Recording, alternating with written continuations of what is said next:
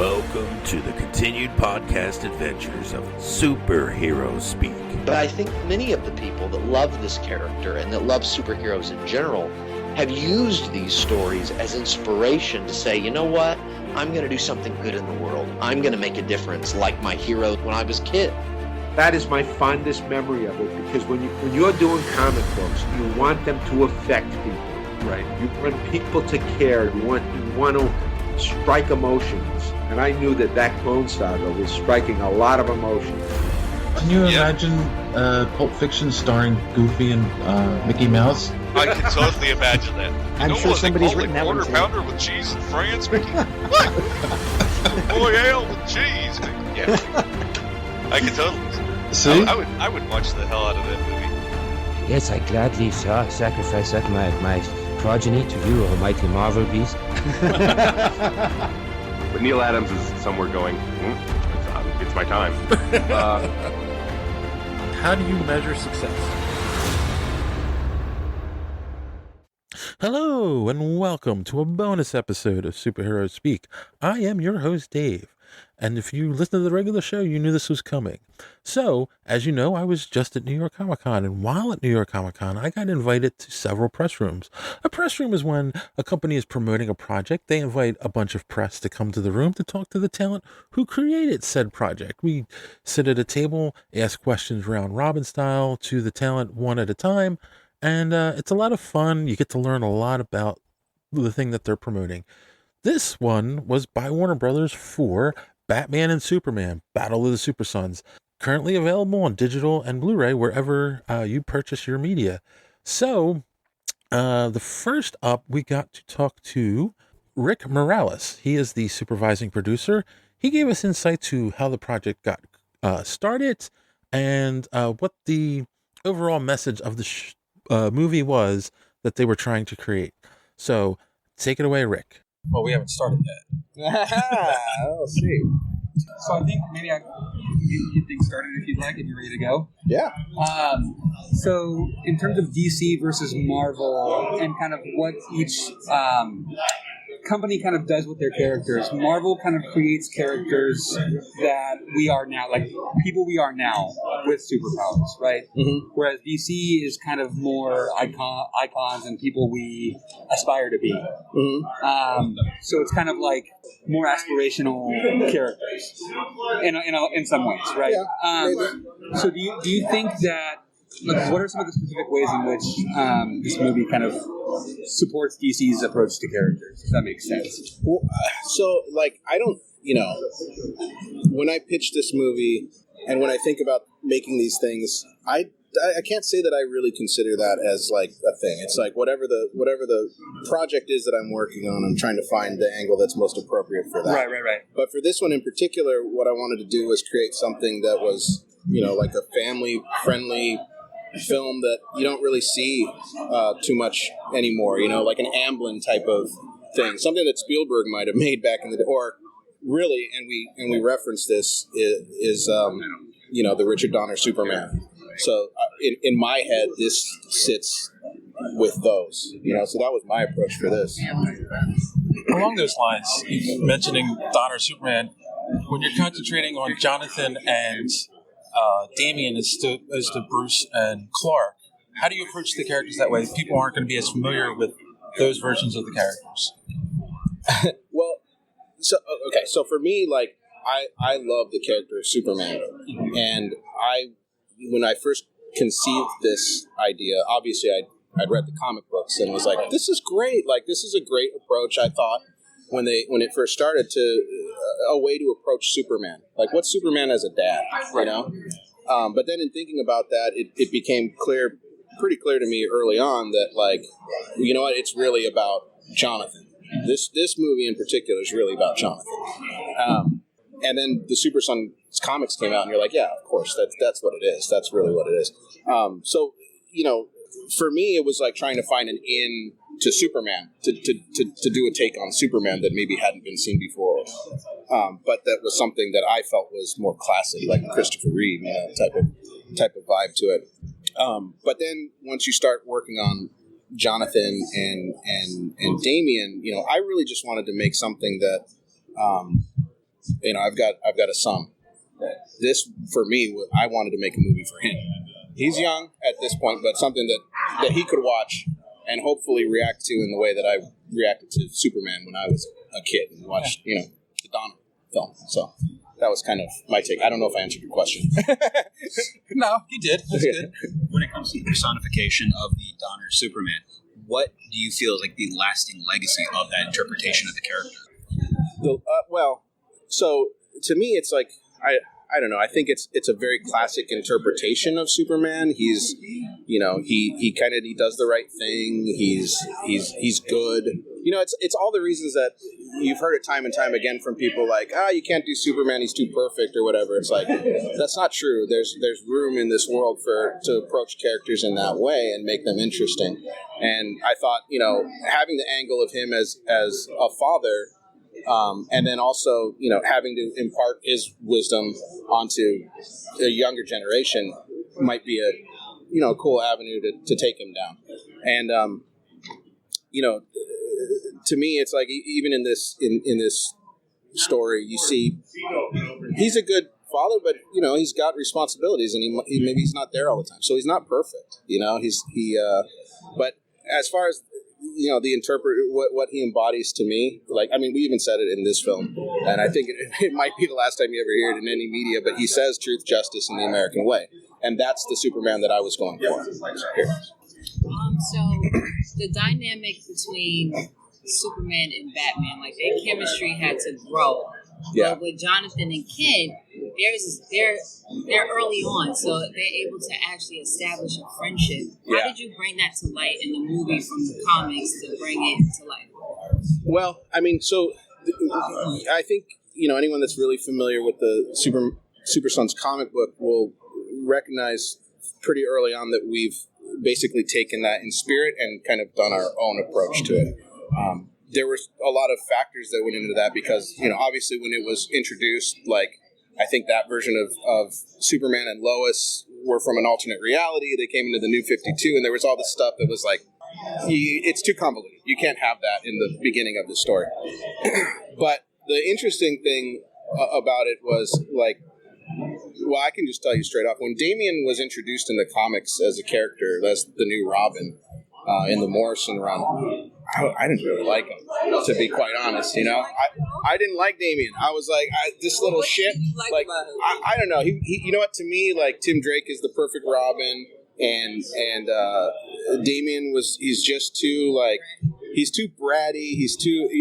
But when you start working on him in this film, he's got such a great dynamic with Jonathan that he's perfect. And to me, he's a perfect character for this because it's like he's snide. He's, you know, he pushes Jonathan, and you know the whole thing is about like, and you see it. We've got the little bully interaction in this film with Jonathan at school, and the principal's telling him like, look, you know, there's something in him, and if you're patient enough, and it really that's the story for Damian. How he can approach Damian, because, you know, Damian's throwing the batarang at his head or pushing him off the cliff or, you know, whatever. Like, Damian's a little shit, and I love it, and I think it's a great dynamic for these two. You know, so.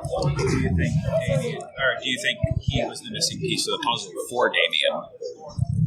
Well, I mean, I think so. Like, I mean, you know, the cool thing about this movie is like, I really like the idea of showing just two friends. You know, I think it's important. It's important for kids, for little boys, to have friends and develop like bonds like that. And so being able to do something that was like that, like I said, I was making a movie for my son, really. And the cool thing about this film in particular too is like Troy, who plays Batman, is, you know, he has a young kid, and Travis and Laura, they have young kids. So everybody that was like ended up working on this thing either had like a newly born child or like just had young kids in their life that they could, you know, so I feel like it all kind of made it a little more personal to us. When you pitched the idea, did you pitch it as a 3D animated? Was that kind of one of the original ideas, or? Well, I got to say, this is one of the weirdest like pitching things that I've ever experienced in my entire career in animation, because Jeremy and I had this thought a long time ago, like, I don't know, 5 years ago or something like that. I was working on the Lego stuff, and I'm like, I want to do Super Sons, and I want to do it CG. And that's kind of what I had. And then I told Jeremy, because I often, we talk, we work on all that stuff together. And then we started just sharing ideas. So we were working on the Mortal Kombat stuff, but we were talking a lot about Super Sons. Not to pitch it, because I didn't think it was ready for that. And also, I knew at the time there were other Superman pitches that were happening at Warner Brothers, and some of them were being done by friends of mine. So I didn't want to step on anybody where that was concerned. So then it came up. So the executives brought a story to me, a script that they were like, "Do you have any interest in doing this?" And I was kind of like, "No." But it had to do with teen heroes and stuff like that. I won't say much about it, but it literally was like, I don't think we should do this. I think we should do this. And they were like, okay, and that was it. And then we were off to the. I think we were just fortunate to have a small window to be able to get in and do this in that time, and that was really all it took. And then we went for it. Yeah. You're going to replace Rick. Yes, I am. Basically, be quiet, Rick. He's going to contradict everything I say. Thanks, guys. Thank you. All right, thanks for that, Rick. Up next, we've got Jeremy Adams. He is the screenwriter, and of course, he is the creative mind behind the whole thing. So let's hear what Jeremy had to say about Batman and Superman Battle of the Super Sons. All right, I'm here. What's up? I ran out of time last time, so let's do this. Are we all recording? Yes. You're DJing. I don't know what's happening. I'm Jeremy Adams, the writer of Batman and Superman Battle of the Super Sons. All right, who's first? I was first last time, so one of you guys. All right. So, question I didn't get to ask your partner. Yes. So this is obviously a story about Damian and Jonathan, but there's also the Clark Kent Superman aspect to it. Yeah. He said as a father, he wanted to write this for his son. Yeah. As a father myself, I know there's a vulnerability of being a father. Yeah. Is that something that's reflected in this movie? Because people always talk about Superman's perfect and he can't be hurt, but that's a way that you get to Superman. Yeah, that's exactly right. I'm a father myself, so I have 2 kids, and even in my Flash run, I find myself gravitating toward the fatherhood aspect of writing these characters that are invulnerable, but there are these people that provide weakness, not weakness, but you know what I mean? It's like, I'm terrified if something happened to my kids. And I think also there's the dynamic of these guys were fighting, like Batman, a lone crusade against evil. And then it's like, he has a son now, and there's this, these kids are walking into giant boots, and there's a certain mentorship, and there's a certain amount of they have to be better than they were before, which is already hard enough, right? And for Jonathan in particular, what's interesting is they've kind of hidden this from him in the movie for a long time. And I just remember, I grew up with a single mother, and, I'm kind of estranged from my father. And even when I was writing with it was like the elation you would feel if you found out your dad was Superman. It's like everything else that happened before, you're like, oh, it makes sense now, So I don't know. There's so many relational dynamics between the 2 characters and their parents, and I think that's one of the interesting aspects of the Super Sons in particular, because those are 2 arguably the biggest heroes of the DC universe, and now you've also done something radical within the DC universe. You've pushed them forward in time because now they actually have kids. Now they actually have more responsibilities. Now that puts them in a different age bracket, and they're looking at their progeny and what their legacy in a way. More than, I'm not saying more than Dick Grayson or Jason or Tim or Stephanie. How many more are there? I'm just kidding. Anyways, I don't know if I answered your question. So, I'm sorry. So, as far as writing, I would say DC animated films are top notch. I would too. You're right. Every aspect. In fact, they should hire the people that write those for all the live action movies. Yes, I listen. Let's get that campaign going. So, the action scenes, of course, these kids, like you said, are taking forth, like, they have to fulfill these huge boots and so forth.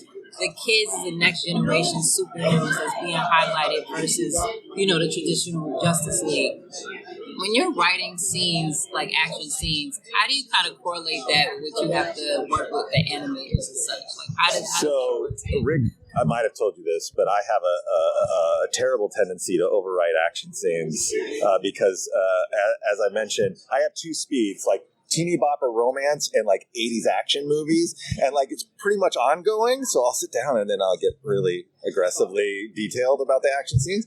The way I look at it is sometimes they use them in detail and sometimes they don't. My job really is to build a blueprint for the people that are animators and storyboard artists, and if I can provide them a springboard to go, oh, I like that idea, then I've done my job. If they say, oh, I don't like that idea, I've still done my job. I put some, but I enjoy writing action. I know people that don't, but it's like the best thing ever. I would do like John Wick action stuff all the time. Yeah. And within the context of the characters, you have Damian, who's a trained assassin, and you have John, who's like, I barely can keep it together, you know? So I love it. But Rick appreciates it because it also pads out the script so you can actually see what the runtime is going to be. So I think Rick and I have done almost like 11 movies so far. And I've done 3 Mortal Kombat movies, one that just came out. And so obviously I'm like, yeah, let's more fighting, you know? Rick mentioned that he did not like Damian. Do you have a softer spot for Damian, like as his own? He doesn't like Damian. Is that what he said? Yeah. I love Damian. I think Damian, what he's like in context of what he's been able to overcome. Yeah. Like he's raised to be an assassin. He's part of this league of assassins, and his dad's Ra's al Ghul, and it's like, so you're pushing away everything you've known in order to do something more noble, even though he's a complete jerk.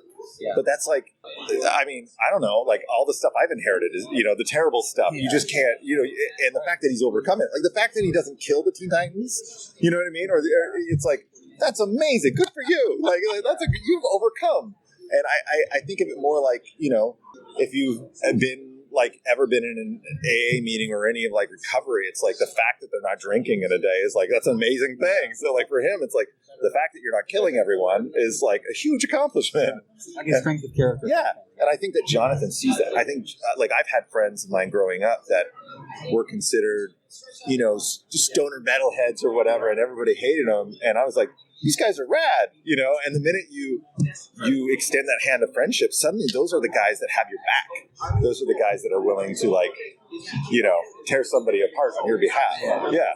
I wanted to know on the more technical side of writing, do you have a technique to cut around the scenes, given you've got a limited amount of time to do it? Yeah, I mean, I've been doing this enough now that, in Final Draft, I will, somebody had made this phrase to me, it's like, it's all about entrances and exits. And so, even in comic books, it's about what is that turn of the page. Or when they used to have commercials, it was always like, oh, I got to wait through this commercial. Nobody knows what commercial is, but I got to wait through this commercials to come back and watch it. It's those kind of cliffhanger moments. And so when I write, I generally think about how can I get somebody excited to watch the next scene? Like, I heard Gary's dulcet tones.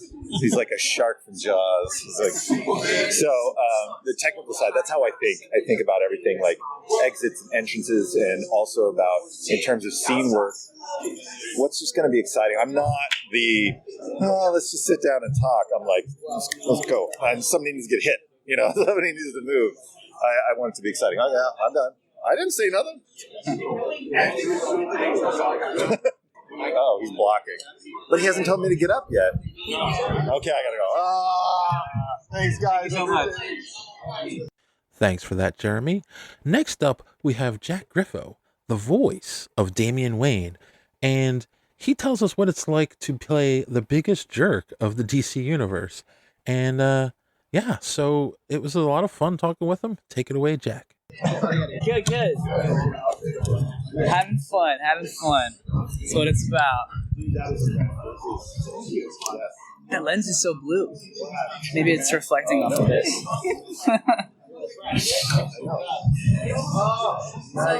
Playing as Damian, being the so-called jerk, or being badass, how, like, I don't know how your personality is, but how did you tap into that to kind of balance it, because you still want to have a friendship with Jonathan? Like, Sure. how was that balance? Well, I'm accustomed to playing the villain. So it wasn't my first rodeo of sort of a character that has a dark past but has a good heart as well.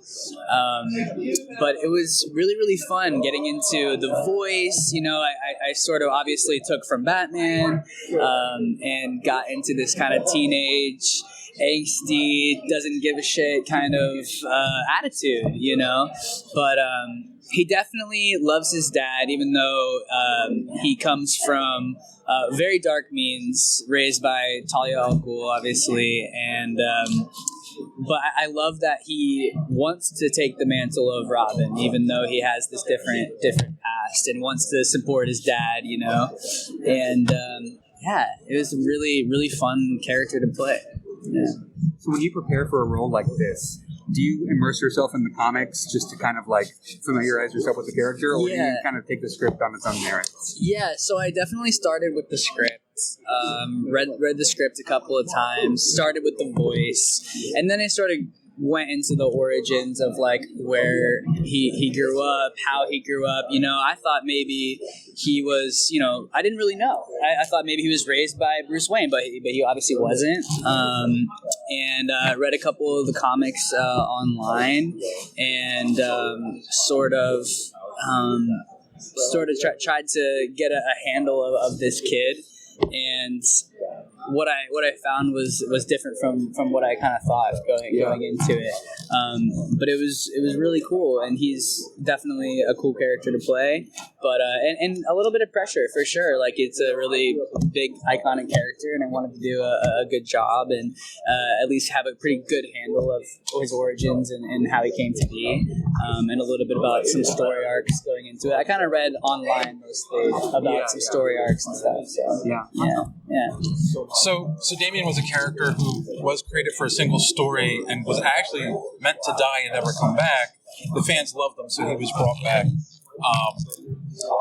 Have you met any fans yet? How have been their reactions to you playing Damian? Not yet. I think maybe once the film is released, maybe I will. Maybe today when we go into the big panel and watch the film. But I'm really excited to kind of carry the torch for a second. It's an honor and a big responsibility, but I'm really happy with my performance, and I think it works really well. And because there's nothing worse than when you see it and you're like, oh, like, I don't know, but it's from the first, because I had 2 sessions for the movie, right? And the first one, you're kind of going in and like guessing a little bit at it, because you don't really like see the animation with the voice. But the second time I went in, I was like, oh my gosh, this totally is working. Like, it looks great, it sounds great, and then you have the confidence, you know what I mean? And then the second session, I'm like, oh yeah, like, I got this, and it really does look amazing, and I'm really happy with the finished product. Yeah. Are you recording your parts solo or with the other actors? So me and Jack just met today, actually. Yeah, so we recorded completely separately, but it was interesting because we had great chemistry, even though we weren't in the room together. I could just tell that we were going to be able to play really well together. So yeah, it was just me. And like I said, the second session, I got to kind of see it come together a little bit more and see the way that our lines were playing off of each other. And yeah, it's gonna be awesome. I'm really excited to see it. It's really kind of way to imagine yourself just working and trying to figure out what the other people are saying, or without even seeing the other people talking to each other. Yeah, it's kind of like I said, kind of a guessing game. But the second session, you do get to see it a little bit more together. So today's going to be awesome. I haven't seen the film yet. They did send me a cut, but I wanted to kind of wait. I figured we might be able to go to Comic-Con, and here we are. So today is going to be my first time seeing it. So, yeah. So, what in the script appealed to you to play the character? I think the first scene is definitely a grabber. You know what I mean? They're in the Batcave. He's meeting Jonathan for the first time. He's kind of giving him shit, you know. He's because in the beginning, Jonathan, you know, doesn't have any powers, and he, you know, Damian's kind of joshing on him a little bit, and seeing that dynamic in the beginning is particularly grabbing, I think.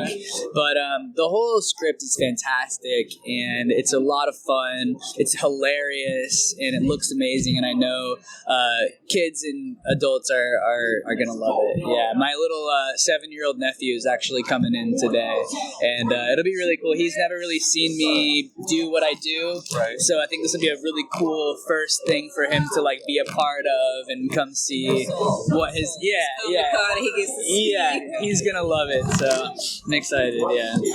Yeah. So you mentioned that you haven't gotten to see the movie at all, but from your previous roles that you've had, because even myself, when I see myself on camera, I'm critiquing everything. Do you get in those moments when you like critique everything from your past roles and you're like, okay, next time I'm going to do this differently? That's a good question. You know, I like to start pretty much with a blank slate. Obviously, just as in life, as humans, you know, we take lessons from every experience, you know? And I think there is definitely a little bit of, okay, that maybe that didn't work so well on the last project, or that did work well on the last project, and kind of, you take the experiences with you, you know, and that's kind of how you build a career. And what I've found is that, you know, work begets work, and everything compounds on top of each other. And this was definitely the biggest voiceover job that I've done, and I've kind of been dabbling in it the past couple of years. And I was just saying a second ago that it's so liberating to do voiceover, because as an actor, when you're in front of the camera, even if you're like in character and you're like in it, there's still a little bit in the back of your head of like, how do I look right now? You know, and like being in the booth in the recording studio, it's like you're completely liberated by, okay, like it's not my face, it's not me, it's just the voice. And so I can really, I've found that I just love it, you know. So I would love to be able to continue to play Damian. So yeah, and maybe some other voiceover stuff. Yeah. So as a voice actor, how do you measure success? I think just the performance, you know, how it comes out, how it matches to the animation. You know, like I said, I haven't done much animation, but this movie I'm really proud of. You know, going to the second session, seeing my voice and the animation come together, I was like giddy. Honestly, it was like you know, I felt like a little kid. You know, I was like, wow, like, you know, it's such an iconic character, and I was like, that's me. You know, like I'm hearing my voice, you know, seeing it, and I think just the finished product and how it all works together, I'd measure it. Yeah. So yeah, I think we're done. All right. Nice to meet you guys. Thank you so much. Thanks for that, Jack. Next up, we have Matt Peters, director of Batman and Superman, Battle of the Super Sons. So Matt gives us some insight on what it's like directing animation, plus what it's like doing a movie about Batman and Superman that really stars their sons, not Batman and Superman themselves. So, on that note, take it away, Matt. Can I start with you? Sure. All right, so now you're taking a movie where you're taking Damian and Jonathan Kent, not Bruce and Clark. Right. And you're presenting it to a new audience. What was your approach to make sure that audiences are going to accept these versions of the characters? I think mostly it was, I know for me, when I got the script from Jeremy, I was already in love with Superman, and I was already in love with the script.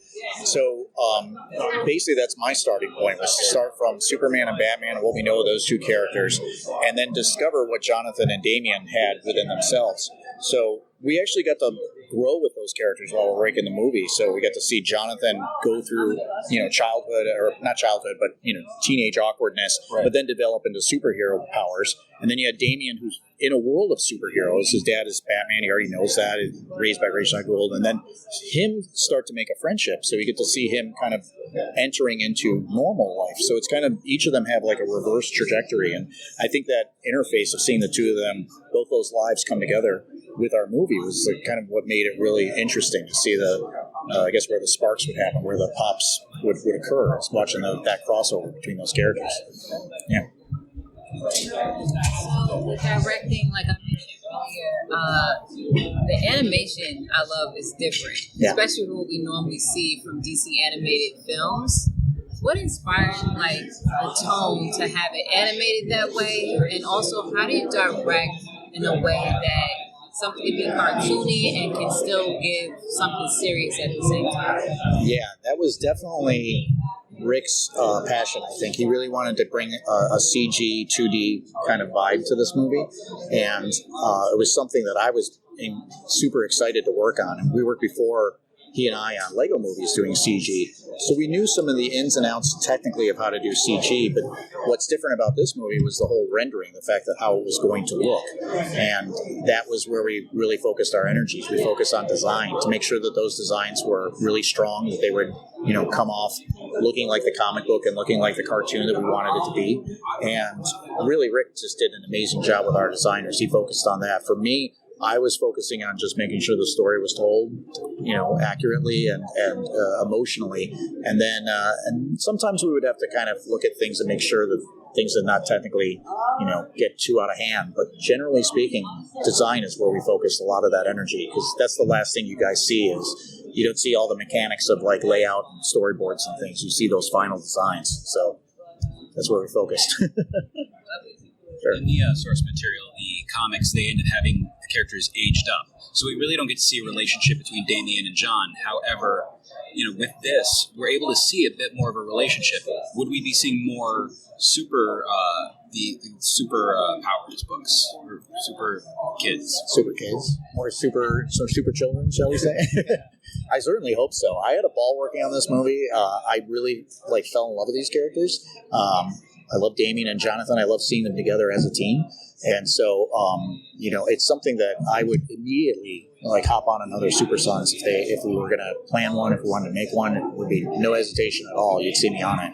So only time will tell. If people respond really well to this movie, hopefully it'll be something that the executives start pushing for some kind of sequel or some kind of continuation.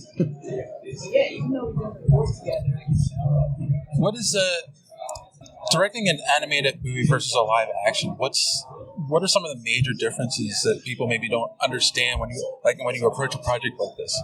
Well, I haven't directed live action myself, but it's what I do know of it is that it's with animation we're able to really plan things a lot more. We can really storyboard it out, really finesse it. And you'd be amazed at actually the kind of things that we could change. Even when the movie comes back, there's aspects that we could really kind of adapt and move around, because it's really just, an image in a computer that we can manipulate. But I would say probably for us, it's we're kind of spoiled by that. I don't know how much live action gets that opportunity, because I think that nowadays with After Effects and CGI and things, they could probably do that, but I unfortunately wouldn't know.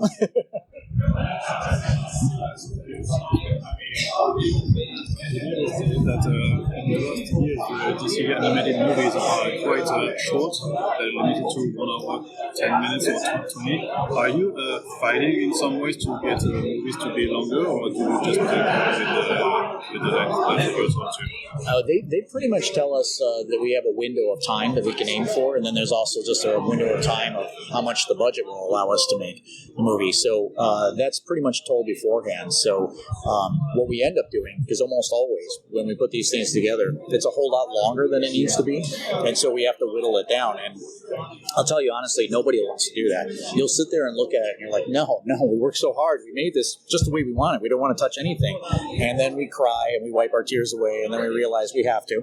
And then when we do that, we find actually that the movie ends up becoming a little stronger, because you're getting much more to the point, you're getting much more direct, and you end up kind of cutting away the dead weight and sometimes refining your story into something a little more tighter. So if I had the opportunity, I'd probably make a 3-hour movie. They'll never let me, and it's probably for the best. Yeah, exactly. Are there any technical challenges when you are going to CG compared to traditional animations in terms of frames or angles you can shoot? There's a lot of strange things that you wouldn't consider with CG. It's always having to render in a computer, so sometimes you have to limit how much stuff you can put in it. So if you had like a character with in autumn or something, and there's leaves falling down, you'd have to CG animate each of those leaves, and that would be a rendering. So that sometimes ends up being something, don't approach that. And on the other hand, with 2D, you can draw whatever you want. But then with 2D, your camera is kind of locked in space because you can't really move it as much outside of a pan. Where in CG, you can actually have the camera pan up and go through things, which is super, exciting to work with. So I myself like working in CG, but I also love 2D for the beauty that brings too. So would you say you have a preference between the two? I'd have to say probably CG, if only because I feel like we get a little bit more control. But that's also because I don't have the kind of experience that some people I know have with 2D, and there are people who know how to operate 2D so well, they're just masters at it, that I still need to learn that craft. Right. I hope to. That'll be the next thing, I think. As a director of this project, what do you hope people take away from the movie besides being entertained? Overall, I'd have to say that this world feels like a lot of people are becoming a lot more divisive and a lot more separated. And I really hope that this movie inspires the idea of trying to understand each other, trying to work together as a team despite differences. I think that was something that Jonathan really did, and I think it's something that I hope people will kind of get away from, the idea that maybe the person on the opposite side from you might be very different from you, but if you spend a little bit of time with them as a person, you might discover the real person underneath, and you end up gaining a friend in the process. So I hope it's not too corny, but I honestly hope that would be something people would get. Do you watch any anime shows or animation movies to get inspirations from? Me? Gosh. My whole childhood. I think it was like I grew up watching Thundercats on TV. If the opening credits still get me excited when I watch that. I also grew up watching the Super Friends, the Hanna-Barbera show, so that was great. I've actually met some of the people by working in the industry who worked on that, which was fantastic. It's interesting is it's not so much a particular individual film that will inspire me, but more how that film made me feel when I was a kid that I feel like is most important. Because sometimes you revisit things when you're older and it's like, that doesn't hold up quite the same. But I'll still remember how it made me feel, and that was probably the most important thing that I try to remember when making something. I think I gotta go. Good to meet you. Thanks, guys. Yeah, thank you. Thank you for that, Matt. Next up, we have Travis Willingham, voice of Superman Clark Kent. And you can hear right away, this guy was born to be the voice of Superman. I won't build this up too much because, it's Superman. Take it away, Travis. Nice to see you guys. You too. Voice of Superman sounds like a lot of responsibility. Oh, man. Was there another animated Superman voice performance that you looked to for inspiration, or Boy, kind of? I love Jerry O'Connell's stuff, but for me, Christopher Reeve's print from the Richard Donner movies in the '80s was like the stalwart one. I watched every single episode of Smallville. Yeah. I saw Tom Welling in the building earlier today. I was like, hey. He and I are around the same age anyway, but there's just to me, a very fatherly tone to Superman. Yeah. He's, the DC Universe's version of, Captain America. So, to me, there's something to be seen from the best of us in that character. So I loved the opportunity to play a father for the first time on film for him and Lois. Yeah. Thank you. Yeah. Is that an aspect of the script that appealed to you, being a father to Jonathan Kent? 100%. I mean, first they told us that, my good friend Troy Baker was going to be Batman. So for him to be Batman, me to be Superman, playing our favorites, that was already special enough. We were in, sight unseen. But then they said it was Battle of the Super Sons. Jonathan Kent was going to be in it, Damian Wayne, their sons, and how their sons are going to come back and save them, even though that's, not typically the way it goes. It's usually the parents trying to bail out the kids. So it was amazing in those scenes also just see the vulnerability of Superman, someone who has the world's responsibility on his shoulders, but then has to come down on a micro scale and just make sure that his own roof, his own house is in order too, and that they feel supported and listened to and heard and seen. And I think that was really special just as a dad of a son who's 4 and kind of putting that aspect of it into the performance, right? I mean, being a large guy myself, my son is very small and he thinks I can do anything, but there are some cases where dad can't do everything, and sometimes it's just about listening and being there for your son. And so that was very special for us. I guess I'll go again. Yeah. So you hit on the vulnerability of Superman, because that is something everyone talks about. Superman's this impossible character; he can't be hurt. But as a father myself as well, like, you bring our kids into it, there's a vulnerability there that 100%. People just who aren't parents don't understand. Is that an important aspect to bring through in the character? Very much so. I mean, you kind of hit it right. A lot of people. I've been a Superman fan my entire life. I've got a 9.8 frame Death of Superman comic signed by Dan Jurgens in my room. Like he's my guy. But a lot of the critiques are like, oh, he's not relatable. He can do anything. He's invulnerable. There's nothing that strikes a chord there. But you put his son into the mix, right? Instantly, he's vulnerable. I mean, that's where I heard somebody say this after our son had been born, that having a kid is like having your heart taken out of your chest, giving it legs, and it's running around on the floor, and all you can do is watch as it slams into things. And you're like, okay, I guess this is the ride now. So, your walls and your protection come down.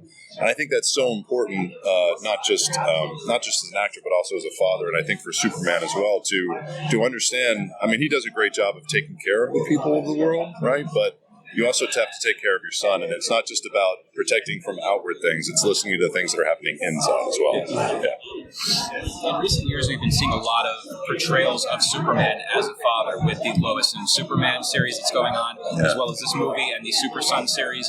Why do you think we're seeing so much of that in media, and why is it so important? Yeah, it is a great question. I think anytime you establish that family dynamic, you add another layer to the character.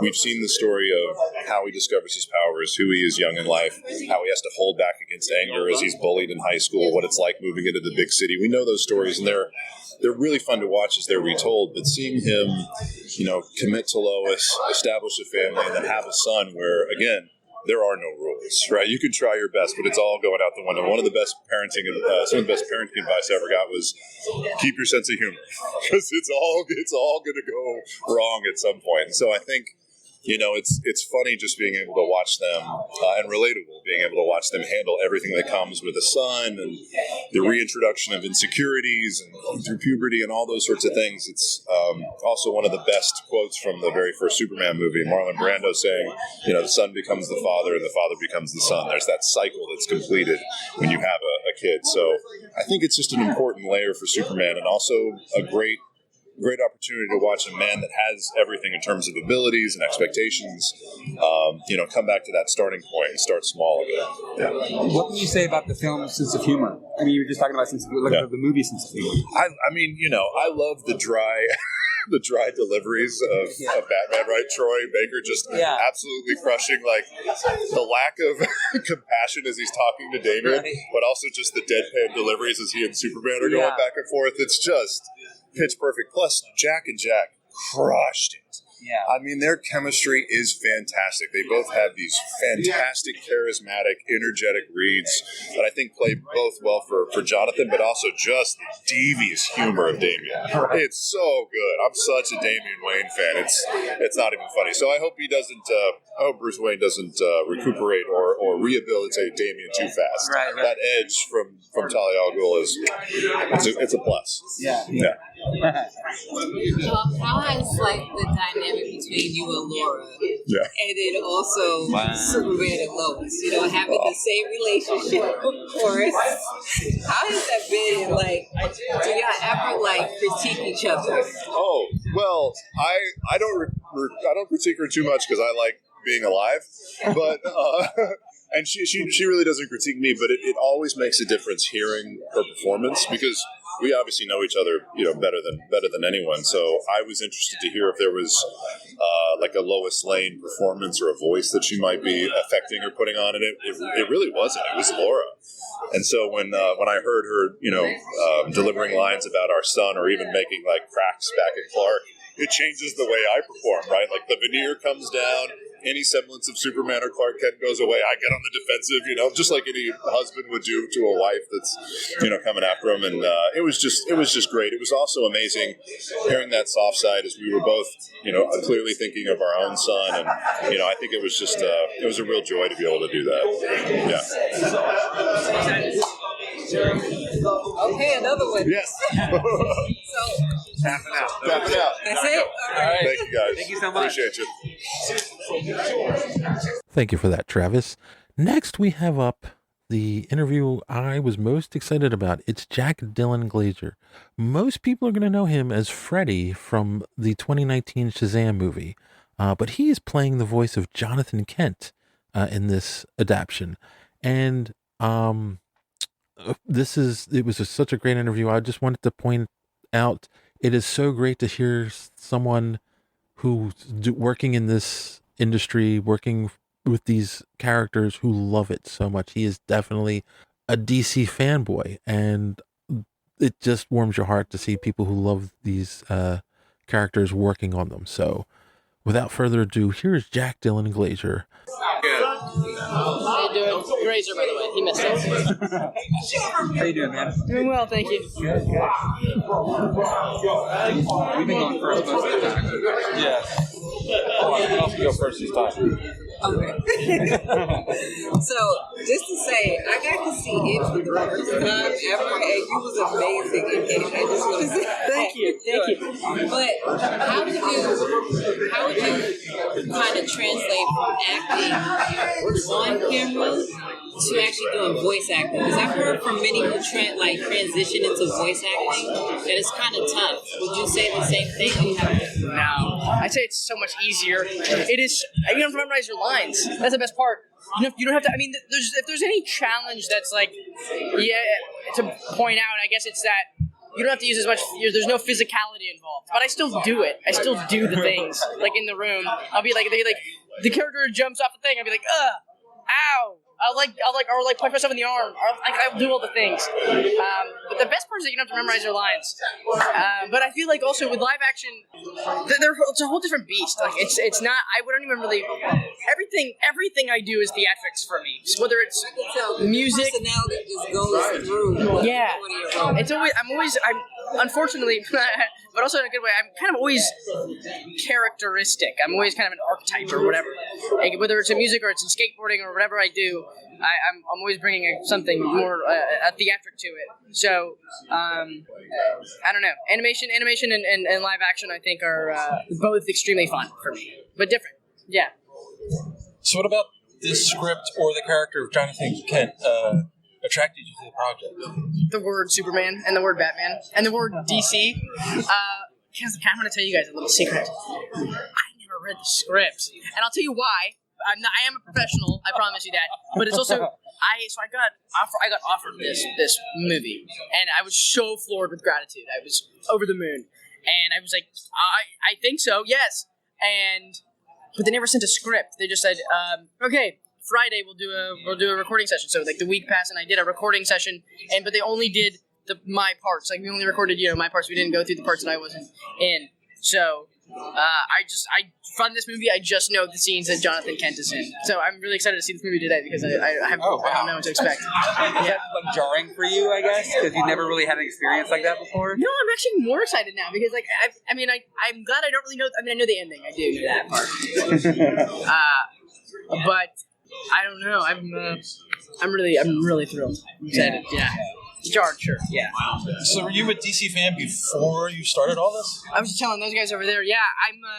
It's seriously every day, or whenever I'm at these conventions, or I'm doing something for DC, like whether it's Shazam or Shazam 2 or whatever it is, or this. it's kind of surreal. Like I'm trying not to like wake up from this crazy dream that I'm living in, and I try to pinch myself all the time because it's like, wow, man, this is like it's trippy. It's seriously trippy because I grew up idolizing the Justice League. As soon as I popped out, man, my guy was Batman and Aquaman. Those are my two favorites, and loved Batman. I followed every Batman mythos and everything, so I love Batman. And so I grew up and loving and idolizing the DCEU and the Justice League. And then to know that I get to make a contribution in any way or add to it or be involved in any capacity is like seriously makes my head want to explode. It's ridiculous. It's so crazy. Because I grew up, I mean, I'm a fan just like y'all. And so to be involved is seriously the craziest thing on earth. Do you read current comics? Like, do you keep up with current stuff? If I'm working on a Shazam movie or something like that, I will. I'll read them every day. But I haven't read the newest Justice League or anything like that. Okay. But I know I should. I've been distracted. Busy guy. I guess so. Why is Superboy important to the DC universe? This is a company that started off characters for children. These are the first child superheroes: Superboy, Robin, the Teen Titans. Why is Superboy important? Well, because there's Superboy's been around forever, but Superboy hasn't always been Superman's son. Superboy has been other things. So Superboy, being Jonathan Kent, I think was created in like 2014. Jim Lee was the illustrator, and I loved that stuff. By the way, I read that stuff too. And when Jonathan Kent came in, before that, it was his name wasn't Jonathan, it was something else. Like you know what I'm talking about? Connor Kent. Yeah, that's right. It was Connor Kent. And I knew that too, but Jonathan Kent is fairly new, and I think I'm the first person to ever voice him in an animated feature. So that dude, breaking ground. That's like big shoes to fill, but also less pressure than if I had to compare myself to somebody else doing it before. So it's kind of like I can start fresh, and if I end up playing this character forever and they make more of these, then I'm over the moon.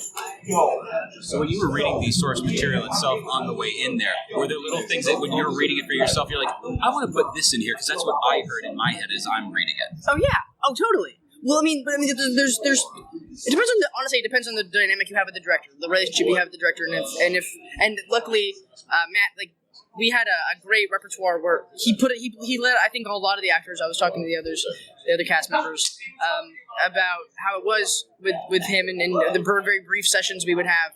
There was only 2, I think, and it was a very short, very long leash. He gave us a lot of free reign to express as we would, just given intuition. So. It felt really good. It felt very freeing, liberating. Yeah. So you mean you got to improvise and stuff? I improvised a bunch, yeah. Yeah, that's cool. I tend to do that a lot. I tend to get lost. All right, you've been in Shazam. You're now Jonathan Kent. Is there any characters you haven't played from the DC universe that you want to do? I think you know the answer to this. Batman. I want to be Batman.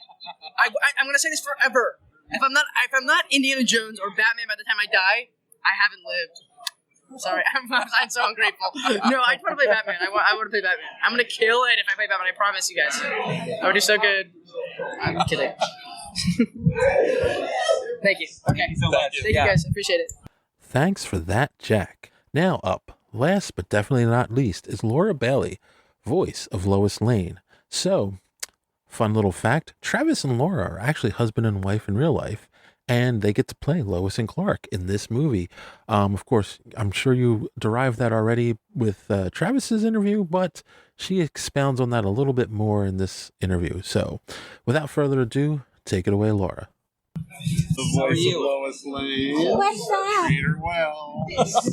Treat her well. We've been kind of going on. Do you guys want to go or? I'll go. So, pleasure to meet you. You as well. I've been a fan for a long time. I'm a gamer, so I've heard plenty of stuff.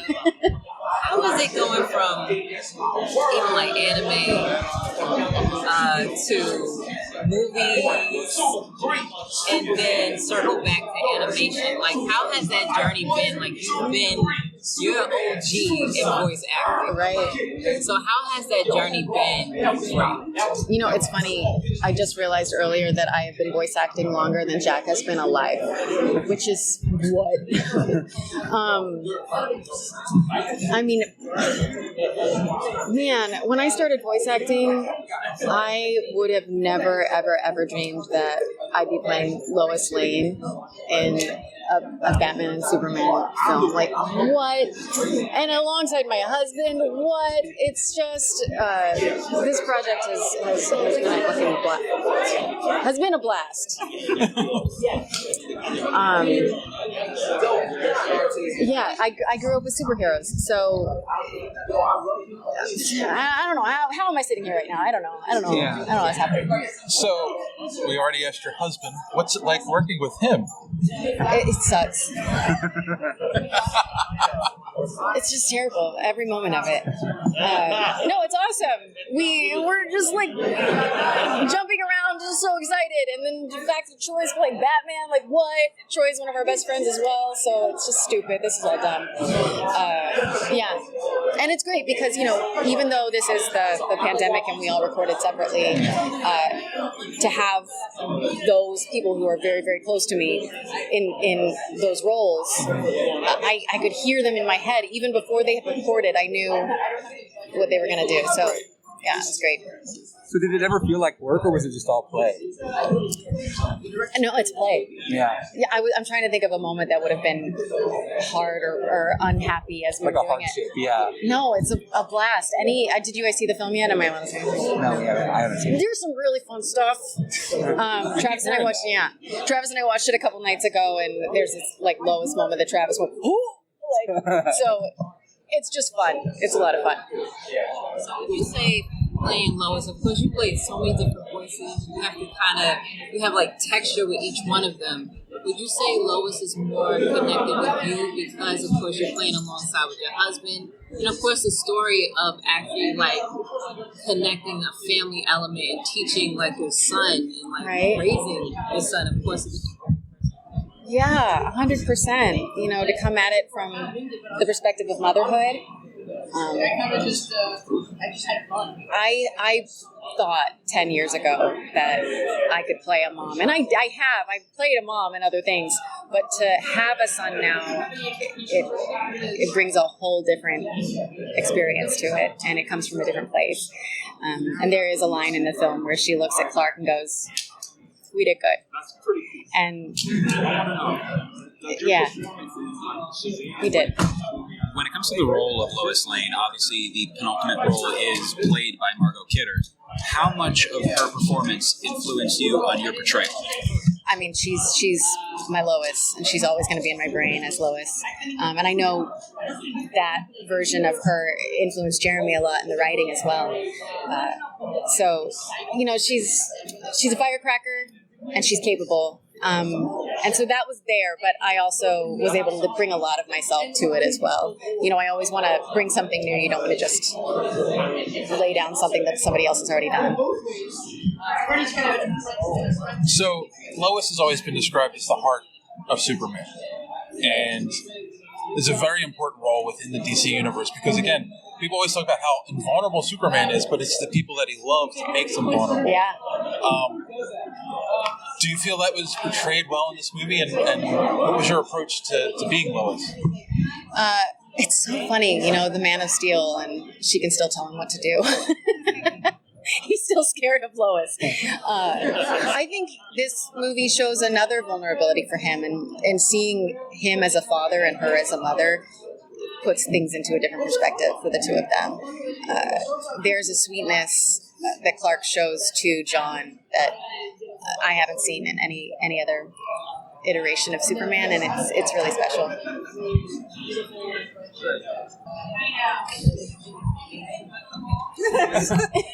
You're asking good questions. Yes. Thank you so much. So gaming wise, like we never really got to see like different iterations of Lois. Would you love to see Lois like have some type of story arc video game? What? That would be awesome. Oh my gosh, just like a Lois character in Injustice or something. Yeah, it'd be awesome. I don't know what she would do in a battle against Batman, but She was fighting in Apokolips. there you go. That's true. She's tough. I don't know. She could pull out some tricks.